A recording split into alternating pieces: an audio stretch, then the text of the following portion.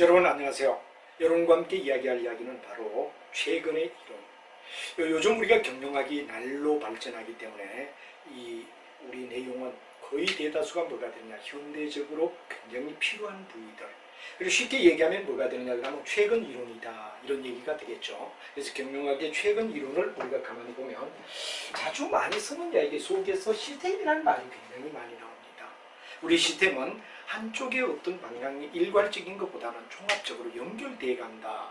그러니까 쉽게 얘기하면 뭐가 되느냐 그러면 바로 하나가 아니라 여러 개가 연결된다는 이야기가 되겠죠. 그래서 여러분들이 중요한 이야기는 시스템은 바로 연합 또는 아니면 연결의 개념을 갖다 이해를 해라.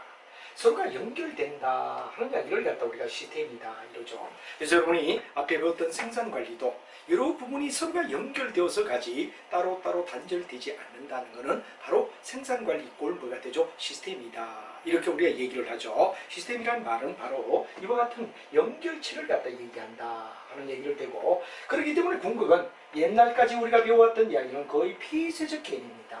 한마디로 말하면 닫혀있다 이런 얘기가 되죠. 그러나 현재는 어떠냐? 개방 시스템이다 하는 문제가 중요한 얘기가 됩니다. 그래서 과거는 거의 대다수가 하나하나 따로 보는 게 아니라 따로따로 놀고 있었다 이거죠. 그렇기 때문에 뭐가 되느냐? 과거는 거의 단절된 시스템이라고 우리가 말한다면 현재는 어떠냐? 그러면 거의 대다수가 연계되는, 현대는 바로 연결되는 시스템이다 이런 말을 쓰고, 전에 제가 말할 때 생산관리할 때 그랬죠. 시스템은 바로 우리 생체 리듬과 같다. 내가 오늘 음식을 잘못 먹어서 어디 배가 하나 아프다. 그러면 그 한 곳만 아픈 게 아니라 배 전체가 왜 되느냐 그러면 아프다는 쪽이 된다는 거. 이게 뭐가 되죠? 시스템 이론이다. 그리고 자주 얘기 쓰는 게 아파트에 불이 났을 때는 옆집 다 그게 되죠? 영향을 준다. 그래서 한 집만 불이 나고 끝나는 게 아니라 여기 연결된 집이 만약에 이 집에 불이 났다면 옆집 그리고 윗집 아랫집 다 불이 날 수 있다. 연결된다. 이게 바로 뭐가 되죠? 시스템을 갖다 의미하는 이야기가 되고 서로가 연계되고 바로 단절이 아니라 연결이다 이런 말을 쓰죠. 자, 그 다음에 이제 우리가 중요한 이야기는 바로 엔트로피다 그런 말을 갖다 우리가 쓸 때가 있습니다. 엔트로피. 하나의 무질서도다 그런 얘기가 되는데, 엔트로피 개념이 뭐냐를 갖다 우리가 본다면 이런 얘기가 되죠. 옛날에는 하나의 어떤 제품이 생명이 있다 이럴 때 이 생명이 한순간에 의해 되느냐 그러면 연결이 되게 됩니다. 이렇게 해서 끝에 가면 완전히 사라진다. 이 사라지는 걸 갖다 우리는 뭐라고 하죠? 엔트로피다 이런 말을 갖다 씁니다. 엔트로피는 바로 사라진다 하는 개념을 나타내죠. 언젠가 하나의 제품은 생명이 끝나게 된다. 이 엔트로피란 말이에요. 근데 우리는 항상 뭐가 됩니까? 제품을 갖다 이끌어가는 기업 입장에서는 뭐가 되느냐? 성장기 후반이 되면 이미 새로운 제품에 대하여 뭐가 되느냐? 신제품을 개발하고 또 신제품을 개발한다. 그렇기 때문에 하나의 제품만 본다면 엔트로피 반드시 나중에 사라져버린다는 이야기를 가지지만, 우리 여기 어디에 되느냐? 새로운 제품에 대하여 계속 연결되기 때문에 이건 뭐가 되느냐? 우리가 봤을 때 하나의 뭐가 되느냐 그러면 바로 연결된다는 얘기. 그래서 우리가 일반적으로 봤을 때 이거는 사라지지 않는다. 네가티브라는 말을 갖다 쓰죠. 네가티브 엔트로피다. 네가티브 엔트로피라는 말은 뭐가 되죠? 즉 제품을 갖다 새로 계속 신제품을 개발하게 되면 계속해서 있는 거지 절대 사라지지 않는다. 이게 뭐가 되느냐? 네가티브 엔트로피라는 말을 갖다 쓰죠. 그래서 엔트로피라는 말은 원래는 사라진다는데 이건 과거란 말이야. 과거는 엔트로피로서 사라진다 이런 얘기라면, 현재는 어떠냐? 모든 기업이 사라지지 않는다. 현재는 어떤 경우? 현재는 바로 궁극은 어떤 걸 갖다 나타내느냐? 바로 네가티브 엔트로피라는 말을 갖다 우리가 쓸 수밖에 없다. 이 사라진다는 얘기가 되면 엔트로피가 네가티브가 붙으니까 궁극은 사라지지 않는다는 얘기로, 사라지지 않고 계속해서 어떻게 됩니까? 연결된다는 얘기가 되죠. 그래서 전에도 우리가 배웠지만 요 한 단계 발전을 갖다 우리는 뭐라 그러냐? 바로 여러분들 잘 아는 혁신이라는 얘기를 갖다 썼습니다. 이노베이션이라는 말을 썼죠. 혁신이 모여지면 왜 되느냐? 바로 시그마 혁신은 변혁을 갖다 유도한다.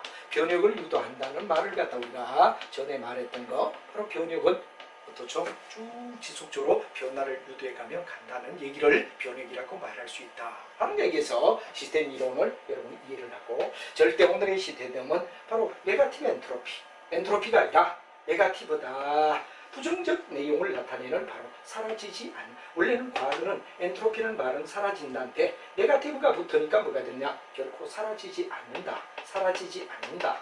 요거 바로 이 얘기가 뭐가 되냐 그러면 중요한 얘기가 뭐가 되죠? 네거티브 엔트로피라는 얘기가 된다 하는 이야기를 여러분이 알고 된다 이겁니다. 그래서 여러분이 중요한 이야기는 과거는 바로 엔트로피를 주장했다 이거죠. 폐쇄 시스템을 주장했다 이거죠. 그러나 현대는 사라지지 않는다기 때문에 뭐가 되느냐, 네거티브 엔트로피다 하는 말을 여러분이 알아두시면 충분히 무슨 말인가를 알 수가 있습니다. 그래서 마치 하나의 생물처럼, 생명처럼 지속적으로 연결돼 간다. 그래서 혁신이 쭉 연결이 되면 나중에 변육을 갖다 유도하며 발전해 간다 하는 얘기가 바로 오늘날 시스템 이론 속에서 굉장히 중요하고, 과거는 전통은 폐쇄 시스템이었지만 현대는 어떠냐 그러면 개방 시스템으로서 계속해서 얘들으냐 생물처럼 발전해 간다. 바로 발전해 간다는 얘기죠. 혁신이 모여서 변육을 유도한다 하는 말이 되고, 바로 여기에 과거는 폐쇄 시스템이었지만 현대는 개방 시스템이고, 또 질서대로 얘기하면 엔트로피라면 여기 네거티브 엔트로피라는 말을 쓰고, 그 다음에 우리가 마치 이거 생물처럼 이래 보는데 여기도 비판은 있다 하는 말이 되죠. 비판은 있다. 이 전체적 변화를 갖다 주동시키지만 뭐가 되느냐 그러면 하나하나의 해결책을 갖다 구체적으로 말할 수가 없다라는 거. 한마디로 말하면 좀 더 얘들한테 치밀한 입장으로 가야 된다는 얘기가 바로 이런 얘기가 된다 그런 얘기를 알아두고, 그럼 시스템은 뭐가 되느냐, 하나의 공동 목표를 갖다가 향하여 서로 상호작용하는 것. 시스템을 한마디로 더 말해봐라 그러면 서로 공동의 목표가 있습니다. 서로 같이 달성해야 되겠다는 공동의 목표를 갖다가 달성한다는 얘기가 굉장히 중요한 이야기가 되죠. 그래서 타켓을 가지고 서로 어떻게 되느냐 그러면 나중에 상호작용을 한다 그러는 게 굉장히 중요합니다.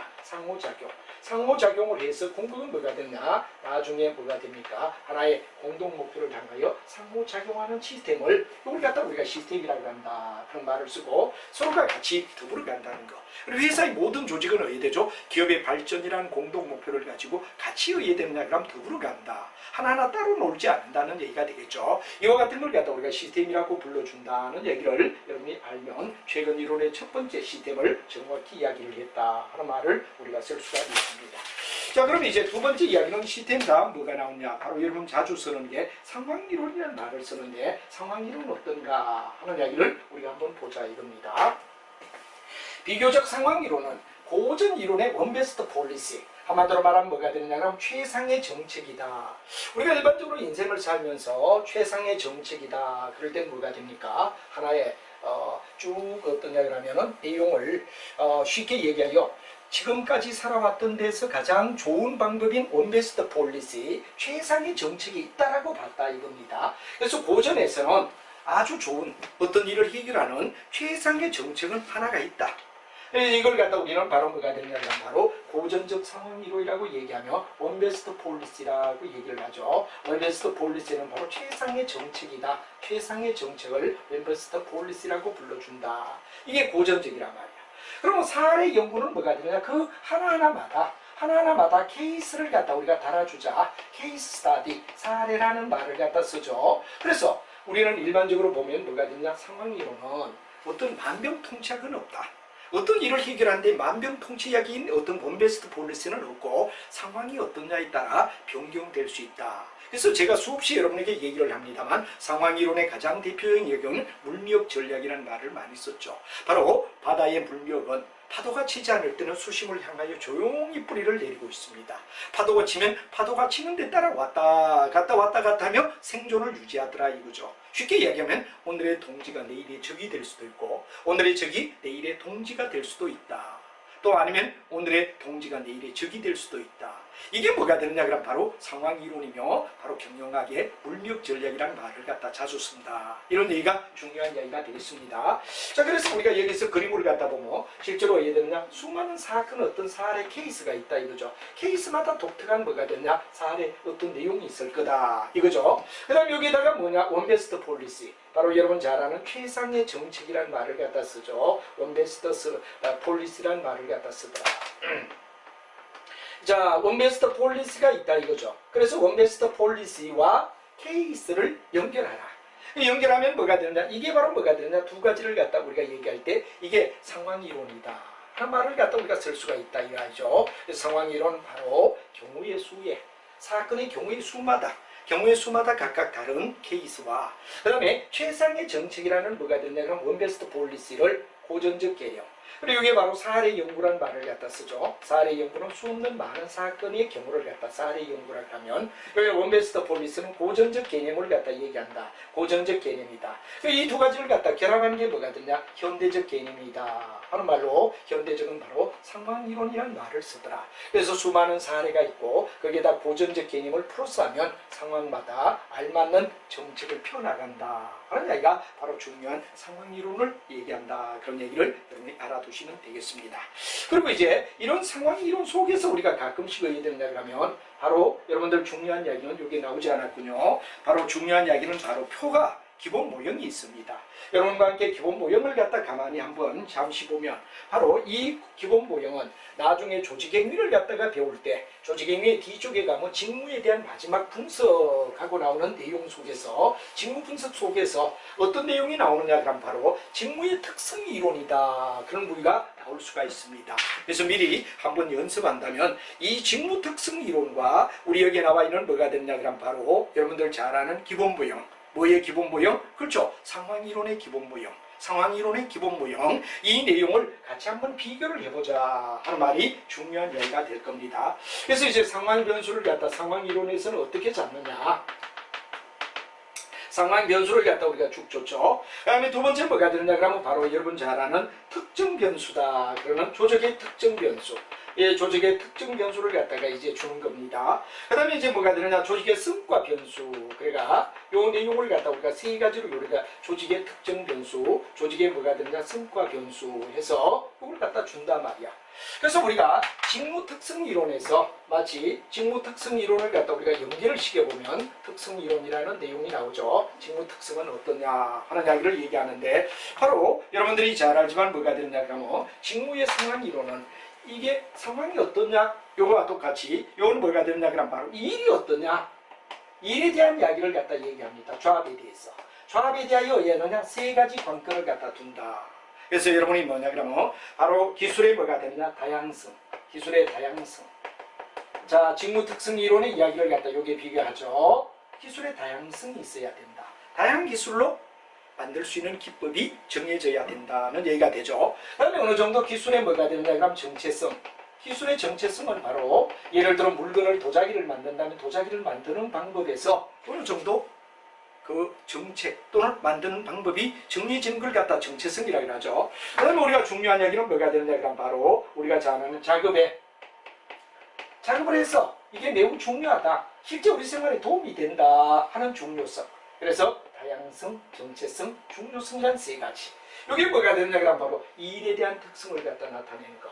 이게 우리 상황 변수하고 이해되느냐 그러면 바로 상황이론, 이건 상황이론이죠. 상황이론에 뭐가 되느냐 그러면 상황 변수와 어떠냐 그러면 일종의 상통되더라. 그래서 직무 특성 이론의 일의 특성을 갖다 얘기하는 세 가지.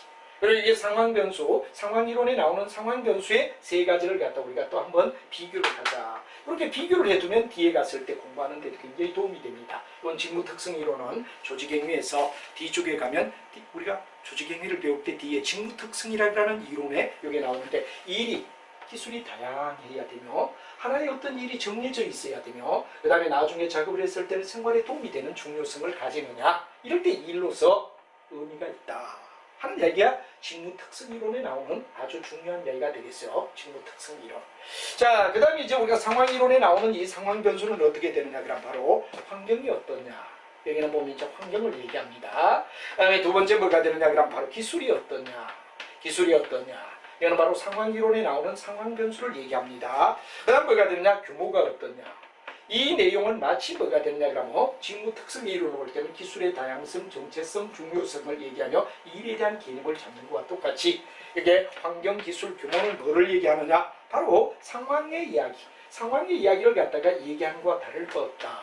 여기 세 가지, 여기 세 가지, 일의 세 가지에서 공통점을 가지기 때문에 여러분이 같이 봐주면 좋겠다 하는 말이 되죠. 그래서 환경은 뭐가 되느냐 그러면 바로 외적 상황이 어떠냐. 외적 상황이 어떠냐 회사의 외적 상황이 어떠냐가 핵심이 환경이다 이렇게 되죠. 그 다음에 이제 기술이다 그럼 기술은 가능하면 복잡성을 낮추면서 가능하면 공식화되게끔 공식화 되게끔 만들어줘라. 일상적 이론. 이를 쉽게 얘기하면 일상적 이론. 일상적일 때는 어떠냐 그러면 바로 복잡성을 낮춰줘라. 복잡성을 낮춰줘라. 낮추고. 그 다음에 뭐가 되느냐 그러면 우리가 봤을 때 비일상적일 때 일상적이 않는 부위에 대해서는 어떠냐 그러면 바로 복잡성을 갖다 높여줄 수 있다. 이게 바로 뭐가 되느냐 그러면 기술적인 면을 갖다 얘기하죠. 일상적일 때는 복잡하지만 비일상적일 때는 어떠냐 그러면 기술의 발전을 갖다 위한 복잡성을 가져볼 수도 있다. 이렇게 되죠. 그 다음에 이제 우리가 규모다 그럴 때 규모는 대기업이냐 중소기업이냐 하는 종업원 수를 가지고 우리가 따져주는 이런 경우를 갖다 규모로 볼 수 있다. 그래서 상황 변수를 여기 세 가지 보는 것은 직무 특성 이론에 가면 일의 다양성, 일의 정체성, 일의 중요, 작업의 중요성 하는 것과 대비가 되고 서로가 연결이 된다 하는데 같이 봐주면 뒤쪽 걸 미리 직무 특성 이론 굉장히 중요한 이야기가 되고 이거 시험에 굉장히 잘 나오죠. 직무 특성 이론 알아두자 하는 얘기가 되겠습니다. 그 다음에 이제 우리가 중요한 얘기는 뭐가 되느냐 그러면 조직의 특성 변수다 그런 얘기가 나옵니다. 이 조직의 특성 변수는 바로 우리가 봤을 때 직무 이론으로 얘기할 땐 뭐가 되느냐 그러면 자율성이라는 얘기가 나옵니다. 여기는 바로 자율성. 어디에서? 직무 특성 이론에서는 자율성이라는 얘기가 나오죠. 여기 우리가 일반적으로 볼 때 자율적으로 일을 하게끔 해라 그런 얘기가 중요해가지고 바로 조직의 구조라든가 조직의 과정이라든가 조직의 뭐가 되느냐 그러면 바로 개인의 속성이라든가 이런 게 연계가 되게끔 하라 그러는 게 특정 변수고 우리 직무 특성 이론에서는 자율성 스스로 알아서 하게끔 만들어줘라 하는 자율성과 연관이 되죠. 그 다음에 조직의 성과 변수는 여러분 잘 알지만 뭐가 되느냐 하면 바로 유효하냐 유효성을 갖다 얘기하죠. 유효하냐 유효하다 그라는 얘기가 굉장히 중요한데 이건 바로 나중에 배우는 효과성을 얘기합니다. 결과죠. 결과. 바로 효과성은 결과를 얘기한다. 결과. 유효하게 흘러가느냐 생산을 유효하게 하느냐 조직을 유효하게 이끌어가느냐 그럴 때 효과적이냐 이 말은 결과를 얘기하죠. 반면에 중간에 뭐가 되느냐 조직을 이끌어가는데 효율성이라는 말이 나오죠. 효율성은 뭐가 되느냐 그러면 과정을 얘기한다 하는 얘기가 되죠. 과정을 얘기한다. 그래서 여러분 굉장히 경영학에서는 효율이라는 말은 흐름을 얘기합니다. 바로 흘러가는 과정 속에서 우리가 일반적으로 흘러간다 이럴 때는 효율이라고 얘기를 하죠. 효율이다. 반면에 결과는 뭐가 되느냐 그럼 효과다. 결과는 효과입니다. 그 결과로 어떻다. 바로 흐름을 끄고 스톱 딱 정지 순간에 효과가 어떠냐. 그래서 효율은 과정이라고 보면 효과는 결과를 나타내는 이야기다 하는 얘기가 되는데 바로 우리가 일반적으로 봤을 때 결과가 효과가 있어야 되며 과정이 효율적이어야 된다 하는 이야기 흐름이 매끄럽게 흘러서 결과를 잘 가지고 와야 된다는 게 조직의 성과 변수를 얘기하고 이건 바로 우리가 냉정히 얘기하면 뭐가 되냐 그러면 피드백을 얘기한다. 일종의 하나의 피드백이다.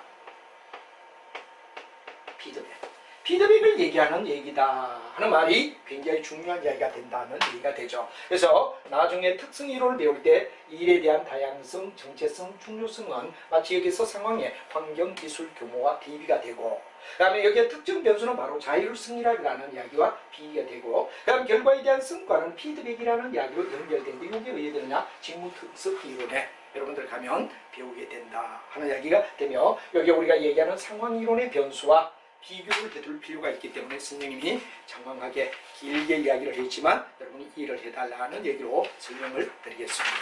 자, 그리고 현대 이론의 7번째 우리가 중요한 이야기가 뭐가 되냐 바로 일본식 경영이다. 그런 말을 우리가 한번 정리를 꼭 해둬야 될 이야기다 하는 말이 되죠. 자, 여러분 잘 알지만 일본식 경영 Z 이론은 어떤 걸 나타내느냐 하는 이야기를 한번 살펴보자 이거죠.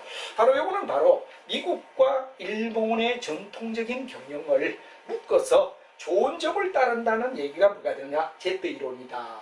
이렇게 우리가 얘기합니다. 이 Z-이론은 바로 일본식 경영에다가 바로 미국식 경영을 갖다 프로산 이론을 바로 여러분 잘 아는 Z-이론이라는 말을 쓸 수가 있다 하는 이야기를 여러분하고 같이 한번 살펴보도록 하자 이런 얘기가 되겠습니다. 자, 여러분들하고 같이 한번 보도록 하죠. 어떤 문제가 있느냐 같이 한번 살펴보자 이런 얘기가 되겠죠. 자, 여러분하고 요게 내용을 갖다 정리를 하며 같이 한번 보도록 하죠. 맨 먼저 나오는 이야기가 뭐가 되냐 그럼 J형. 여러분이 잘 알지만 J형이다. J형이 뭐죠? 일본에서 쓰던 형을 J형이라고 얘기를 합니다. 자펜이라는 말이 되죠. 우리가 일반적으로 A는 뭐가 되냐? 아메리칸, 미국식 경영을 얘기한다. 이 두 가지를 결합해서 좋은 점. 예를 들어서 우리가 보면 뭐가 되냐? 하나 대표적인 예가 바로 사람을 고용하는데 한 번 고용은 영원히 고용한다 그러면 종신고용을 얘기하죠. 종신고용이란 말이에요. 근데 만약에 미국 같은 데는 일회용, 프리랜서니까 단기 고용을 갖다가 취했다 이거죠. 그럼 이 두 가지를 결합한 형태 중에 좋은 거는 뭐냐? 너무 종신이나 너무 단기는 곤란하니까 바로 이걸 결합한 형태의 Z형은 어떠냐? Z형은 바로 우리가 봤을 때 장기 고용을 하자. 장기 고용을 한다면 맞지 않느냐 이거지. 그래서 일본의 원래의 종신고용제도 별로 좋지가 않고 미국에 뭐가 되냐? 단기 고용도 너무 프리랜서적이니까 좋지 않더라. 이 두 가지를 갖다 결합해서 장기로 가는 게 가장 합리적이다. 가장 합리적 경영이죠. 바로 이런 일본의 경영에서 미국의 경영을 더하여 가장 합리적인 절충형을 갖다 취하는 경영을 우리는 Z이론이라고 부른다. 또 하나 한번 볼까요? 또 하나 한번 볼까요? 예를 들어 우리가 봤을 때 뭐가 되느냐? 집단의 책임이 있다. 집단 책임이란 말이에요. 여기는 왜 되느냐? 미국에서는 왜 되느냐? 그럼 개인 책임이다 이렇게 봅니다. 개인적이다 이렇게 보죠. 개인의 책임을 본다. 그럼 이 중에는 어느 게 더 합리적이냐? 아무래도 조직의 삶에 개인과 조직이 있다면 집단의 책임으로 바르는 게 더 낫다. 좋은 쪽을 간다 이거예요. 둘 중 좋은 것인지 아니면 결합한 형태든지 이쪽을 갖다 우리 취해주는 걸 갖다 우리는 바로 Z이론이다 그런 이야기를 우리가 설명하는 거 Z이론이다. 요거 여러분 알아두면 되죠. 우리가 일반적으로 합의체다. 합의체다. 우리가 두 번째 나와 있는 합의체다. 그럼 여기다 뭐가 되느냐? 개인체다. 그럴 때는 더 좋은 게 뭐가 되느냐? 합의체다. 그러면 바로 합의체를 취하는 거. 이걸 갖다 우리는 Z이론이라는 얘기를 설명할 수가 있습니다. 결론의 이야기는 바로 Z이론은 일본의 종신고용제가 미국의 단기고용을 결합해서 바로 Z이론은 두 가지를 결합한 중에 좋은 장기로 바뀌었다. 또 집단과 개인의 책임을 아무래도 우리는 개인 책임보다 집단 책임이 중요하고 조직에 있어서 협력체제를 구축하는 게 매우 중요하다 보니까 집단으로 바꾸자. 합의체와 개인체가 있을 때도 역시 합의적인 게 더 중요하다. 그래서 둘 중 결합이나 더 나은 쪽을 취한다는 이야기가 뭐가 되죠? 바로 여러분 잘 아는 Z이론이다. 그래서 일본의 원래 내용에 뭐가 됩니까? 전통 경영학에다가 미국의 경영학을 결합해서 좋은 점이나 아니면 가장 결합된 절충형 이런 걸 갖다 우리가 찾아내는 걸 Z이론이다 하는 이야기를 여러분이 이해를 하시면 충분히 이해가 되리라 생각합니다. 자, 그 다음에 이제 구조 조정이 됩니다. 우리가 일반적으로 봤을 때 구조를 조정하자. 구조를 조정한다는 말은 조직체계에 있어서 바로 너무 지나치게 편협되어 있는 이야기 또는 하나로 이해되느냐 그러면 오랫동안 이끌어왔던 이야기를 바꿔주자 하는 이야기가 구조조정이 되는데 구조조정은 여러분이 가장 중요한 단어 하나하나마다 체크를 해주는 게 매우 중요합니다. 예를 들어 다운사이징이다 하는 말이 있죠. 구조조정에서 여러분이 잘 알지만 다운사이징이다 그럴 때는 바로 다운사이징의 사이즈라는 말은 규모를 얘기하죠. 규모 축소. 규모 축소가 뭐가 되느냐 그러면 핵심 단어입니다. 거기에 포인트를 딱 쳐서 동그라미를 쳐달라 하는 말이 되죠. 그 다음에 아웃소싱이다. 아웃소싱은 바깥쪽에서 근원을 찾는다는 얘기가 돼서 이건 외부란 말을 갖다 중요한 외부 인력. 외부 인력을 갖다 우리가 쓴다. 예를 들어 우리가 어떤 출판사에서 아무리 출판을 잘하더라도 옛날엔 출판도 하고 자기 차를 가지고 직접 배달도 해줬단 말이야. 이렇게 배달하는 일은 가능한 외부에 말리는 택배를 이용하자. 이게 바로 아웃소싱이란 말이야. 아웃소싱은 바깥쪽에 근원을 찾는다는 이야기가 우리가 중요한 이야기가 되겠죠. 다음 세 번째 여러분 리엔지니어링. 이건 바로 여러분들 자주 쓰는 BPR이라는 말을 갖다 씁니다. BPR.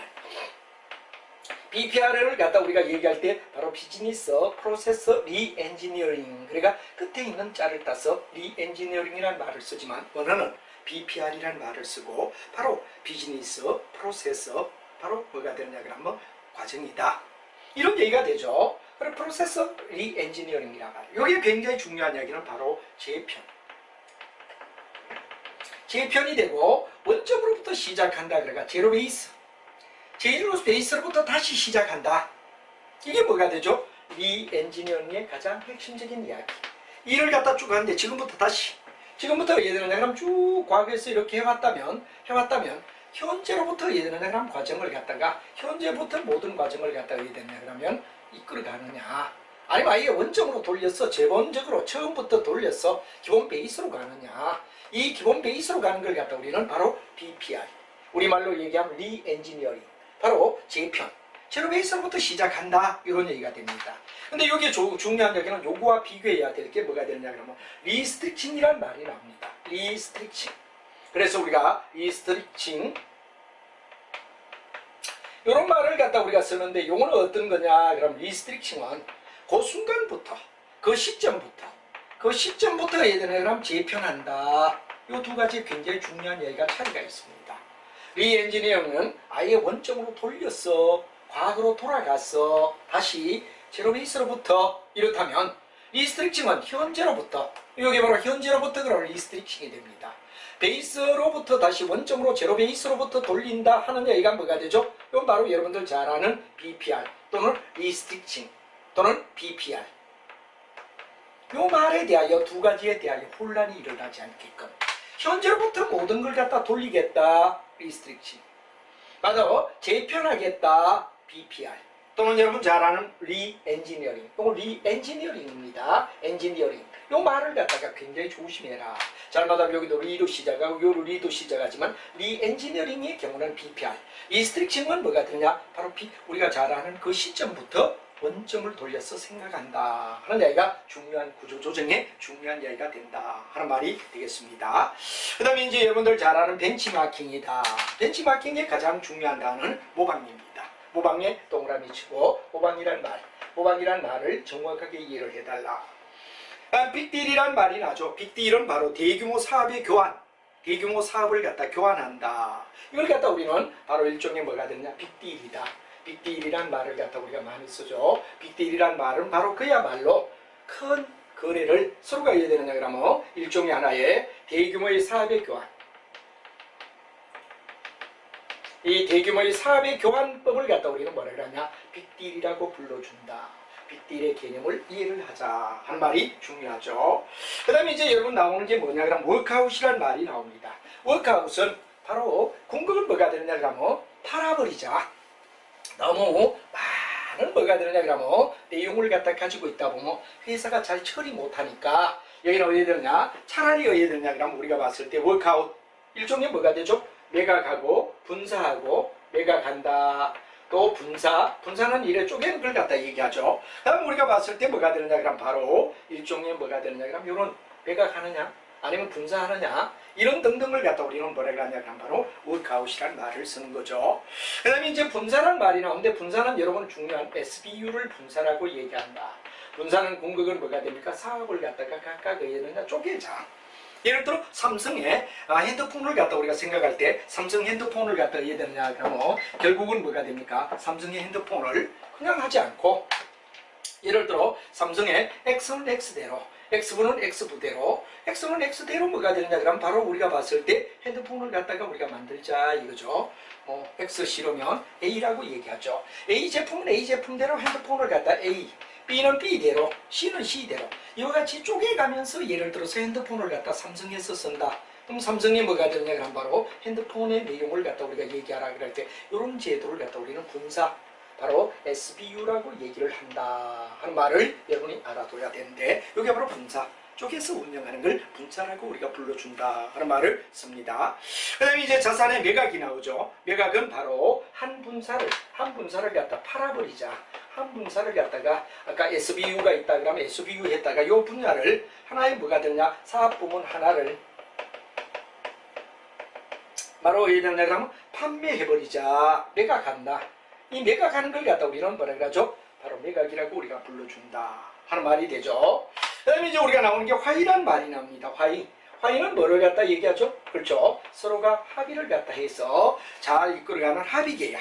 합의계약을 갖다 우리는 일반적으로 뭐라 그러냐, 화의한다 한 말을 하죠. 그래서 우리가 중요한 이야기는 바로 경영진과 채권자 간의 합의에 의하여 경영자와 여러분들 잘 알지만 회사를 운영하는데 경영자와 채권자 사이에 예를 들어서 회사를 갖다가 여러 가지 어려움이 겪을 때 화의를 갖다 하는 신청, 화의 신청을 해서 서로가 합의에 의하여 이끌어가는 걸 화의제도라고 얘기한다 하는 말이 되죠. 그럼 화의와 반대로 법원에 맡기자, 이걸 법정관리라고 불러준다. 법정관리는 여러분 알지만 법원에 맡겨서 모든 걸 이끌어가게끔 만들어주는 걸 법정관리라고 불러주자 하는 말이 되죠. 그 다음에 이제 우리가 나오는 게 빅뱅이라는 말이 나옵니다. 빅뱅은 뭐가 되느냐? 대폭적 의해되느냐 그러면 바로 개각. 대폭적인 뭐가 되느냐 그러면 경쟁을 갖다 우리가 의해되느냐 그러면 바로 정리를 하자 하는 말을 개편을 하는 걸 갖다가 빅뱅이라고 불러준다. 그래서 경영에서 대폭적인 어떤 뭐가 되느냐 그러면 개편. 핵심의 이야기는 대폭적 개편이라는 말이 굉장히 중요하죠. 대폭적 개편을 갖다 우리가 시도한다. 이 대폭적 개편이 뭐가 되느냐 그러면 바로 한마디로 말하면 일종의 뭐가 되죠? 그렇죠. 우리가 봤을 때 빅뱅이라고 불러준다 하는 말이 되죠. 그 다음에 M&A라는 말이 나옵니다. M&A는 뭐가 되죠? 바로 여러분 잘 알지만 합병과 인수라는 말을 갖다 우리가 쓰죠. 합병이다, 인수다 이런 말을 씁니다. 그럼 우리가 일반적으로 봤을 때 M&A는 궁극은 뭐가 되느냐? 합병과 인수라는 얘기를 갖다 하는데 합병은 어떻고 인수는 어떤가를 갖다 우리가 보면 합병은 바로 지분을 주는 겁니다. 상대에게 지분을 준다. 그렇다면 인수는 바로 돈을 갖다 주면서 산다는 얘기가 되죠. 이와 같이 이런 지금까지 이야기한 이야기를 우리는 구조조정이라고 얘기한다 하는 말을 알아두고 여러분 책 속에서 다시 한번 핵심 단어와 연결을 시키며 넘어가도록 하죠. 아웃소싱 그럴 땐 규모 축소. 다운사이징 그럴 때 죄송합니다. 다운사이징이 뭐가 되느냐? 규모 축소. 두 번째 아웃소싱은 뭐가 되느냐? 그럼 바로 외부. 그 다음 BPR은 바로 재편이라는 말이 나오죠. 재편. 처음부터 재편. 그 다음에 여러분들 중요한 벤치마킹은 모방입니다. 빅딜은 뭐가 되느냐? 대규모 사업에 뭐가 되느냐? 교환을 갖다가 빅딜이라 그런다. 그 다음 워크아웃은 바로 뭐가 되느냐? 매각, 분사, 우리가 갔을 때 감자 이런 상황을 갖다가 위기를 탈출하는 거죠. 그 다음 분사는 대기업이 불필요한 사업 부문을 판다. 분사가 되죠. 또 개편해서 어떻게 됩니까? 쪼갠다. 이게 바로 분사가 되고 그 다음 자산 매각은 사업 부문을 파는 걸 얘기하고 화의는 바로 회생. 협의에 의한 우리가 봤을 때 뭐가 됩니까? 계약을 얘기한다. 그 다음에 이제 법정관리라는 말은 바로 뭐가 됩니까? 법원에서 부실기업을 갖다가 관리해 주는 거. 그 다음 빅뱅은 바로 대폭적 개편을 얘기한다. 그 다음에 우리가 봤을 때 M&A는 인수, 합병을 얘기하고 인수는 돈 주고 사지만 합병은 지분을 주고 산다 하는 이야기가 중요한 이야기가 될 것 같습니다. 그래서 우리 구조조정이 나오는 여러분들 여기 많은 내용들을 박스 속의 이야기를 전부 다 어디에 되느냐? 박스와 그 다음에 어디에 되느냐? 핵심 이야기에 동그라미를 치며 요점 정리를 반드시 해두고 여러분이 알아두는 게 좋다 하는 말을 우리가 쓸 수가 있습니다. 자, 그 다음에 이제 오늘날 가장 많이 쓰여지는 또 하나의 이론이 뭐냐? 카오스다. 여러분이 잘 알지만 카오스는 바로 무질서다 이런데 무질서 속의 질서 굉장히 중요한 이야기가 바로 우리가 일반적으로 봤을 때 무질서 속의 질서라는 말을 갖다 많이 씁니다. 무질서 속의 질서를 지키자. 무질서인 것 같으면서 질서를 지키는 거. 질서가 있는 것 같으면 무질서 있는 거. 이 두 가지를 갖다가 같이 병행하게끔 하는 걸 갖다 우리는 카오스다. 혼돈의 세계라고 부르는 거죠. 그래서 우리가 일반적으로 봤을 때 무조건 우리가 봤을 때 아주 질서정연하다. 그러니까 그 기업이 발전하지 않습니다. 또 너무 자유를 줘서 자유롭다. 이래가 무질서가 팽배해도 역설이 되죠. 리듬이 깨어져버리지. 그래서 이 두 가지를 갖다 절충한 형을 갖다 카오스다 이런데 무질서 속의 질서를 얘기한다. 이렇게 되죠. 바로 여러분들 중국이 요즘처럼 시장 경제를 취하기 전을 갖다 우리는 공산주의라고 얘기했죠. 이 공산주의 시대 때 일본에 뭐가 됐냐 그러면 동경에 바로 스파이를 보냈단 말이야. 스파이가 첫 발신이 뭐죠? 일본 동경은 내일이면 망할 것이다. 왜 밤 되니까 사람들이 엉망진창이거든. 근데 아침이면 조용한 또 뭐가 되느냐 그러면 일상으로 돌아가더라 이거죠. 그러니까 중국에서 중공 사람들이 볼 때는 도저히 지금은 중국이지만 그때는 중공이죠. 상상을 초월하는 세상이었다 이거지. 근데 일본의 세계가 바로 이거죠. 무질서한 듯하며 질서. 질서가 있는 듯하며 무질서. 이 조직은 바로 이 두 가지를 병행할 때 우리는 발전한다 하는 이야기를 카오스라고 얘기한다. 인생 삶도 그렇죠. 굉장히 질서정연하다. 그래가 그 사람 발전하는 거 아니에요. 또 개판 5분 전이다. 그래도 안 되죠. 이 두 가지를 절충할 때 무질서와 질서를 갖다 결합했을 때를 카오스 세계라고 불러주며 이럴 때 더 발전한다 하는 이야기를 갖다 우리가 얘기하며 우리가 일반적으로 봤을 때 옛날은 질서정연하고 단순하다 이래 보면 어떻습니까? 복잡하다. 이렇게 우리가 볼 수가 있는 거죠. 그 다음에 요소와 전체를 갖다가 분리해서 봤다 그러면 요소와 전체를 통합해 본다. 그 다음에 옛날은 단순한 선형, 바로 직선을 연결하는 걸 선형이라고 하면 요즘은 비선형이라고 불러준다 하는 얘기가 되죠. 그 다음에 우리가 중요한 이야기가 단선적 인격성을 갖다가 단선적인 인과성을 갖다 얘기했다면 상호 인과성을 연결한다. 그 다음에 우리가 봤을 때 뭐가 되냐, 뭐 공학적 접근이라면 생물학적 접근, 마치 조직을 생물학처럼 생각한다 하는 말이 중요한 이야기였다 하는 이야기를 여러분이 알아두면 되고, 무질서 속의 질서, 바로 무질서와 질서를 갖다 병합할 때 우리는 발전한다는 변증법적 상황을 얘기한 것을 가우스 세계다, 이렇게 우리가 얘기할 수 있다는 걸 여러분이 알아두시면 될 것 같습니다.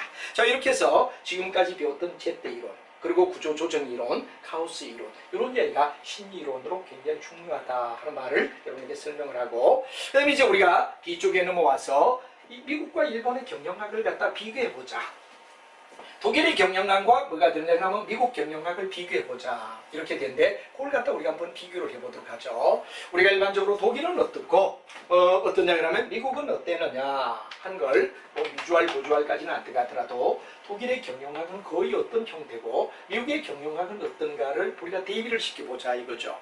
보통 우리는 이 독일의 경영이 어디에서부터 나왔느냐 그러면 바로 완전한 상인, 사발이라는 뭐가 되느냐 그러면 바로 출판에 완전한 상인을 갖다 얘기했다 하는 말이 되죠. 그래서 여기서부터 출발을 했고, 거의 대다수가 뭐가 되냐, 경영의 되느냐 그러면 경제를 중심한, 경제에 의한 뭐가 되느냐 그러면 경영학, 경제에 의한 경영학을 갖다가 거의 달아왔다 하는 게 뭐가 되느냐 그러면 바로 독일 경영학을 얘기하는 이야기다. 그럼 미국 경영학은 어떠냐 그러면 여러분 잘 알지만 테일러의 과학적 관리법, 테일러의 과학적 관리법을 갖다 우리가 들어본 적이 있을 겁니다.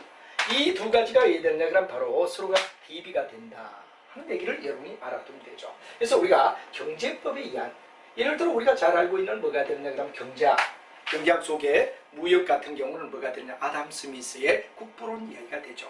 생산에 유리한 물건은 생산하고 불리할 때는 수입하면 국가와 국가 사이에 뭐가 되느냐, 부가 흥행될 것이라는 국부론을 주장했던 이야기들, 이런 것들이 다 독일 경영학에 뿌리를 두고 있다면 우리 미국 경영학은 프로그마티즘 또는 아니면 바로 과학적 관리법으로부터 출발해서 뭐가 됩니까, 이제 합리적 경영을 갖다 이끌어가는 게 미국의 경영학이다 하는 이야기가 있는데, 뭐 내용을 이해하시면 되고, 일본 경영학은 이와 같은 형태에서 바로 뭐가 되느냐, 미국에서 접해서 자기들의 고전적 경영학을 결합한 형태, 뭐 이런 이야기를 가장 많이 쓰는 형태가 일본 경영학이었다. 그러면 한국의 경영학은 뭐가 되느냐, 그런데 해방전은 철저히 뭐가 됐습니까? 해방이 되기 전에는 일본 경영이었다 이렇게 되겠죠. 일본의 영향을 받지 않을 수가 없었지. 그러나 해방 후는 뭐가 되느냐, 해방 후가 되면서 우리는 뭐가 되느냐가 바로 미국의 경영학을 갖다가 주류로 받게 되었다. 그런 이야기가 중요한 이야기가 된다는 이야기를 여러분들이 속에 알아두시면 전혀 어렵지 않게 이해가 되리라 생각합니다.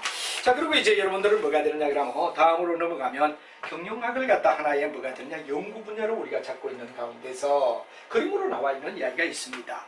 경영학의 여러 분야가 도대체 어떻게 구성되어 있으며 어떤 내용이 가장 중심이냐 하는 이야기를 하나의 도표로 그리면서 쭉 설명되어 있는데, 역시 이 부분도 시험에 나온다 이런 거 떠나가지고 우리는 그래도 기본적으로 경영학을 공부하기 때문에 이런 내용이 어떤가를 한 번 정도 짚고 넘어갈 필요는 있다, 이렇게 여러분에게 설명을 할 수 있죠. 자, 여러분하고 같이 한번 본다 그러면 맨 먼저 여러 가지 조직행위는 어떤가, 경영정보는 어떤가, 회계학은 어떤가, 생산관리는 어떤가, 이런 얘기가 쭉 나오는데, 이걸 갖다가 맨 먼저 전체적인 입장에서 우리가 따져보고 부분적으로 하나하나 내용을 갖다 분석해보자 하는 이야기가 중요한 이야기가 될 겁니다. 그럼 여러분들 책에서 보면 뭐가 되느냐 그러면 바로 경영학의 연구에서 책에다가 이렇게 도표가 나와 있습니다. 도표부터 우리가 한번 쭉 그림을 갖다 그려보며 한번 이해를 시켜보는 게 중요하다 이렇게 되죠. 여러분이 잘 알지만 이건 전략입니다. 이 전략은 나아갈 방향이다. 우리는 어디로 나갈까? 하나로 말하면 회사마다 자기들이 나아갈 방향, 어느 방향으로 나가야 정말 바람직하죠? 나아갈 방향을 제시하는 게 뭐가 되죠? 전략이라고 말할 수 있다. 전략이라는 말에 대하여 정의를 꼭 알아두시기 바랍니다. 그리고 이 전략은 자기들이 생각하는 뭐가 되느냐, 골 또는 타켓, 자기들의 목표다 이거죠. 목표. 항상 기업은 뭐가 됩니까? 자기들이 달성해야 될 목표를 가지고 있는데 이 목표가 가장 지금 위에 핵심의 이야기는 여기로부터 출발한다는 얘기가 되지. 그리고 이제 전략은 나아갈 방향, 어디로 나갈 건가, 나아갈 방향이란 말이에요. 그래서 여러분이 잘 알지만 여기에 생산이 있다.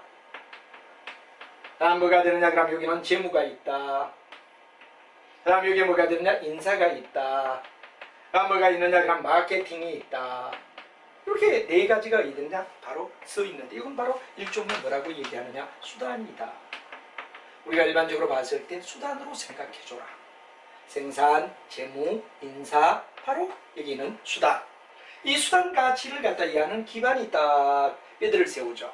여러분이 뭐냐, 생산은 아무래도 숫자적이다. 그 다음에 재무도 역시 숫자적이다. 그러나 인사는 비계량 숫자가 아닌, 마케팅도 역시 숫자가 아닌 부위에 뭐가 되느냐, 역점이다 이래 되죠. 그 다음에 이제 여기서 우리가 뭐냐, 그럼 그 밑을 받쳐주는, 이 바로 뼈대를 받쳐주는 이야기가 뭐가 되느냐, 정보 시스템. 정보 시스템과 뭐가 되느냐, 회계 관리. 이 두 가지가 있는데 정보 시스템은 어디에 속하느냐, 역시 우리가 봤을 때 비계량이죠. 그러나 회계는 철저히 수를 가지고 나타내는 계량이다. 이렇게 이제 밑받침을 지켜주고, 그 다음에 이제 맨 마지막 기반이 뭐가 되느냐, 기반이 굉장히 중요하죠. 기반이 바로 여러분들 잘 아는 조직 구조. 여러분 뭐가 되느냐, 이게 기반이다. 기반이다. 옆에 기반이라는 말을 적어주고, 그 위에 뭐가 되느냐, 정보와 의사소통. 정보와 의사소통. 이게 뭐냐, 그럼 바로 요 밑을 갖다 받쳐주며, 바로 조직에서 가장 중요한 건 뭐가 되죠? 기반인 조직입니다.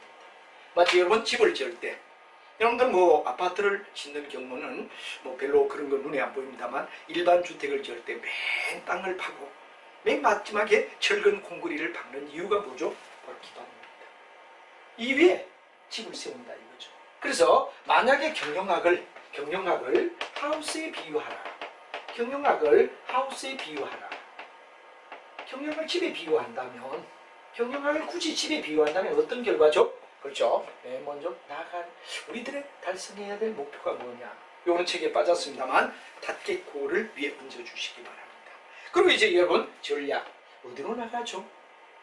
다음 여기 이제 수단을 나타내는 기반, 수단과 기반이다. 수단과 기반에 뭐가 되느냐 그러면 생산이다, 재무다, 인사다, 마케팅이다. 이 분야가 있단 말이에요. 그리고 이걸 갖다 우리가 작업해 주는 데서 정보, MIS를 얘기하죠. 회계, 숫자로 된 정보. 이 바로 정보와 의사소통이다. 그리고 조직의 구조가 뭐가 되죠? 바로 아주 중요한 회사의 뭐가 되느냐 그러면 바로 기반이다. 여기 수단 속에 요거보다는 이쪽을 기반으로 잡고 요건 수단으로 보죠. 그렇게 집을, 경영학을 집에 비유하자 이거지. 경영을 집에 비유하면 이렇게 나타난다 하는 이야기가 되고, 그다음 이걸 갖다 얘기해 주는 게 여기 바로 나와 있는 이야기인데, 자 조직행위부터 우리가 간단하게 여기에 나오는 내용. 우리가 일반적으로 동그라미는 뭐가 되죠? 계량입니다. 숫자로 얘기한다. 숫자로 많이 다룬다. 그럼 계량이라는 얘기가 쓰지. 여기 코피로 얘기하는 건 비계량. 비계량은 뭐가 되냐? 말로 된 경영학이다. 이거는 숫자로 된. 그래서 계량과 비계량이라고 우리가 말할 수 있다 하는 이야기를 여러분이 알면 되죠. 자, 그리고 이제 여러분하고 같이 이제 거기에 보면 경영학의 쭉 이런 사항을 다루는데 여기에 비유하면 이렇다 하는 이야기를 여러분이 알고, 그래도 간단하게 조직행위가 뭐죠? 여러분 거기에 책 속에서 커뮤니케이션, 의사결정, 리더십 핵심입니다. 커뮤니케이션, 의사결정, 리더십이라는 말이 둘째 줄에 나와 있는데 동그라미 쳐라. 그 다음에 경영정보 시스템은 뭐가 되느냐 그러면 바로 여러분이 굉장히 중요한 게 둘째 줄에 목적에 맞게 처리한다. 목적에 맞게 처리한다. 회계학은 뭐가 되죠? 셋째 줄에 여러 이해관계자들에게 정보를 제공한다. 회계로 된 정보. 셋째 줄에 있습니다. 그 다음에 생산관리는 재화, 서비스, 바로 변환. 재화와 서비스를 변환한다. 그 다음 계량 경영학은 바로 제약 조건, 목적 함수. 여러분 중간에 보면 첫 줄에 제약 조건과 목적 함수란 말이 나와 있죠. 이걸 갖다 여러분이 체크하라. 이겁니다.